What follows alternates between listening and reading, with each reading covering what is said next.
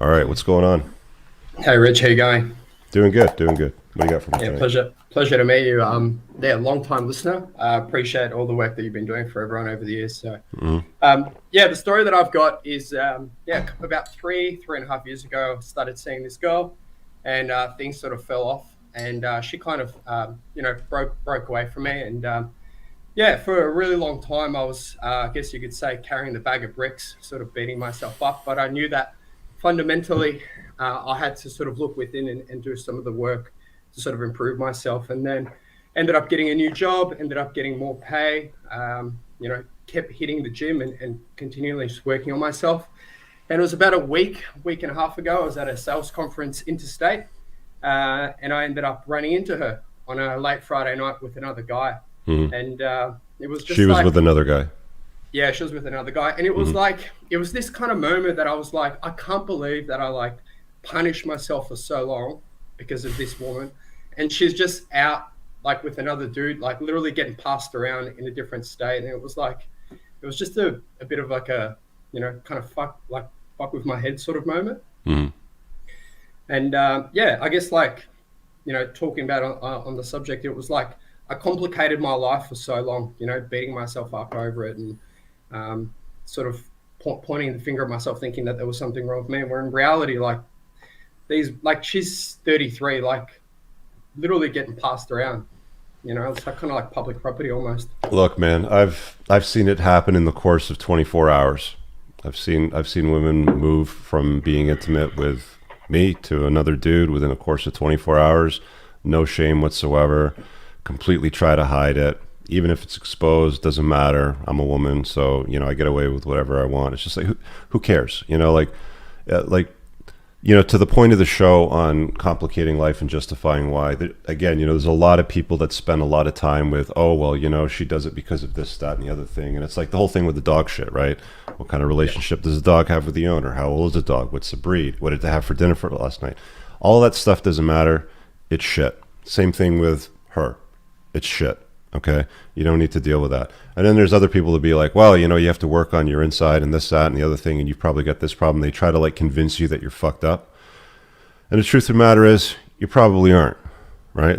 You're probably just spending too much of your time, resources, and energy focused on one nightmare of a chick because you have an unhealthy attachment to her because you didn't have better options.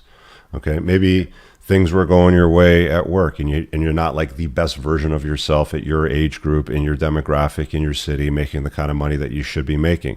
You're not seeing red flags when they come at you. You invite them into your life instead of repelling them, right?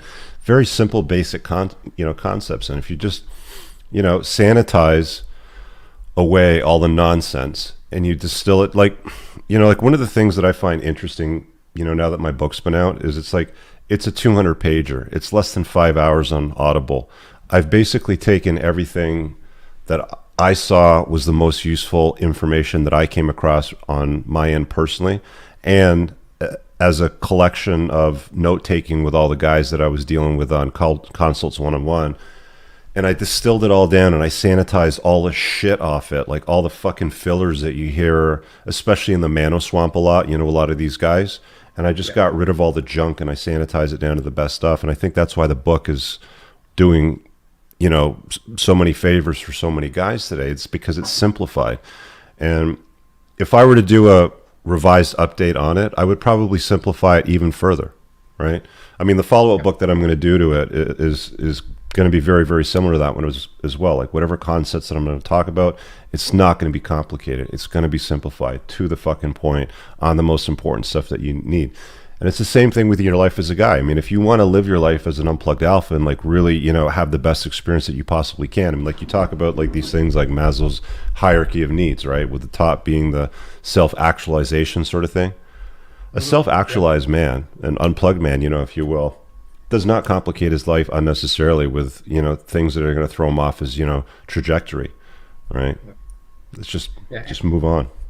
And just like another compliment to your book is your Clips channel. Funny sort of story. My brother, I have a younger brother, and I try to sort of be that older brother, kind of influence him. And Hmm. he notices that I listen to you a lot. And probably about a year ago, he was sort of making fun of me. He's like, "Why do you listen to this bearded guy on the internet?" And I'm like, "Dude, Hmm. he's an older guy. Like he's kind of has the experience. Like give it a chance.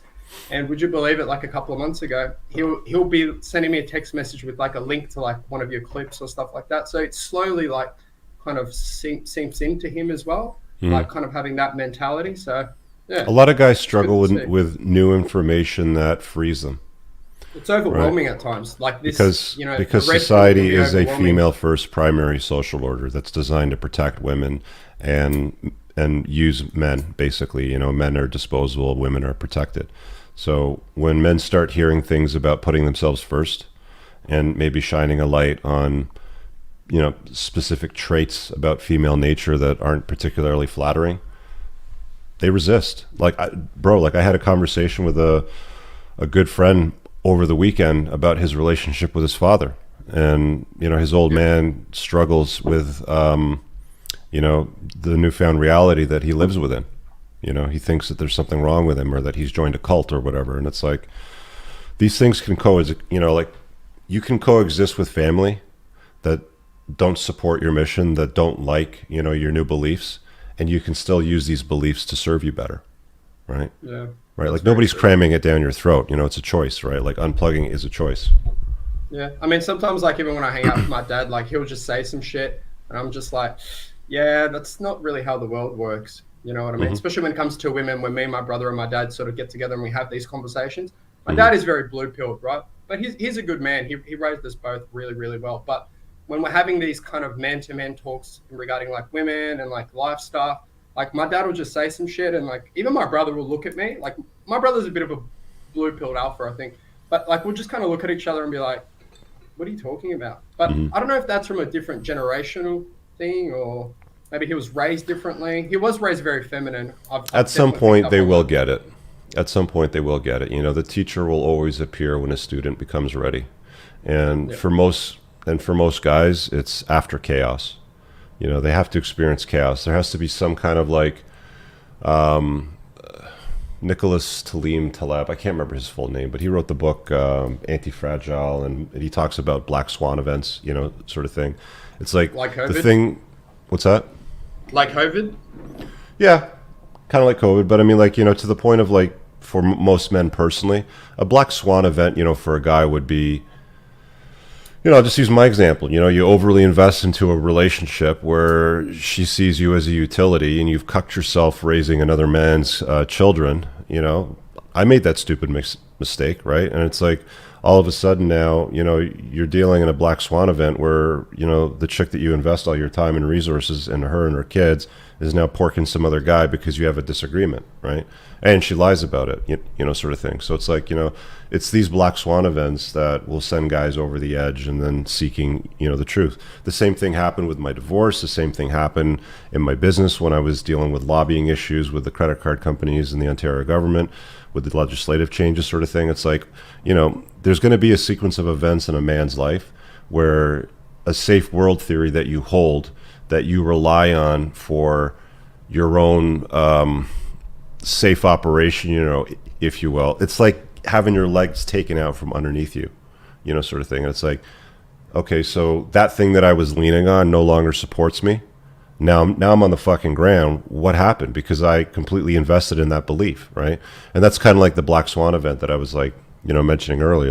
It's the chaos that drives men into seeking this knowledge. So you can't force it down down their throat. Like one of the first things that most guys do is they're like, like a guy like you as the older brother will show your younger brother a couple of clips and say, check out this guy. And he's like, who's this bald bearded loser? I'm not listening to this. It looks like That's he's literally what happened. basically, yeah.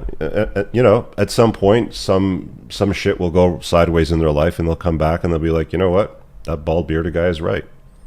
Yeah, even Right. with friends of mine and stuff like that, they go through some relationship stuff. Like, I've made the mistake in the past of like maybe blabbing on about the red pill a little bit too much, maybe Yeah. even in a public setting, right? Because I Yeah. do feel it's a little bit of a superpower. But yeah, now that I've got a little bit more experience, I just see shit. I just kind of keep to myself. Like you said, if people don't want the help, they don't want the help. Yeah, that's it. Yeah, yeah. I mean, like you can drop a couple sound bites, see if they respond. If they're non-responsive, all right, cool. Have fun simping for that.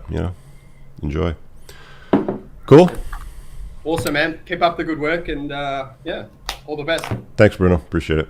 Hey guys, I really hope that you enjoyed that short clip. If you did, consider supporting the creation of content by checking out my supplement line. Pinned in the top comment below of this video in the comments, there's a link to the unpluggedalpha.com/shop. When you click through, you'll be able to land over here, and the entire lineup is broken down by category that it performs best in: estrogen metabolism, fat burning, your foundational essentials for health, immune health, performance, and testosterone support. If you check out with coupon code ALPHA10, you'll get 10% off on your first order. There's also the option to use the subscribe and save model, where regular shipments will be sent over to you on a regular basis, and that gives you a little bit of a discount, and your supplement facts are always broken down over here.